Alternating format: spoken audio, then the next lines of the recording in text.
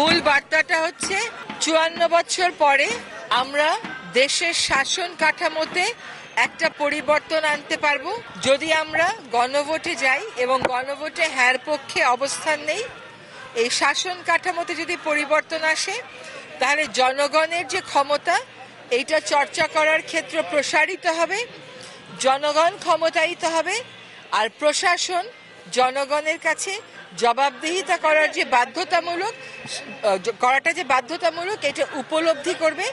সুতরাং ক্ষমতাটা জনগণের দিকে চলে আসবে আর প্রশাসন সেবা করবে এবং জবাবদিহিতা করবে।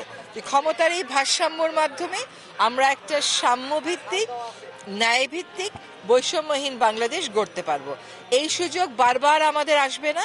সুতরাং যদি আমরা পরিবর্তন চাই, যদি আমরা সংস্কার চাই, যদি আমরা জনমুখী প্রশাসন চাই, যদি আমরা স্বাধীন বিচার ব্যবস্থা চাই, যদি আমরা প্রভাবমুক্ত নির্বাচন চাই ভবিষ্যতের সকল সময়, তাহলে আমাদেরকে অবশ্যই হ্যাঁ এর পক্ষে ভোট দিতে হবে।